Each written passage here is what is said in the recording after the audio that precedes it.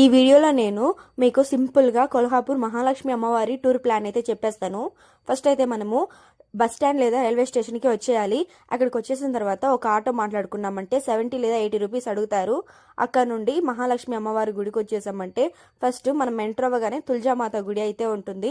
ఆ గుడికి వెళ్ళి దర్శనం చేసుకునేసి నెక్స్ట్ అయితే మనం ఎర్లీ మార్నింగ్ దర్శనం చేసుకునేట్టుగా ట్రై చేయాలి. పొద్దున్న అయ్యే కొద్దీ మనకైతే రష్ ఎక్కువైపోతుంది. సో 4:30కి అయితే గుడి తెరిస్తారు. నైట్ 10:30కి అయితే క్లోజ్ చేస్తారు. మనమైతే ఒక 5-5:30కి అయితే రీచ్ అయిపోయామంటే టెంపుల్కి మనము ఒక హాఫ్ అన్ అవర్లో అమ్మవారిని దర్శనం చేసుకొని అయితే వచ్చేస్తాము.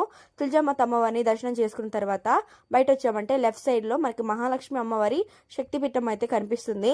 అక్కడికి వెళ్ళి దర్శనం చేసుకోవాలి. మీరు లగేజెస్ ఏమైనా తెచ్చునుంటే ఇబ్బంది పడకండి, అక్కడ లగేజ్ కౌంటర్ కూడా ఉంటుంది, లగేజ్ పెట్టుకోవచ్చు.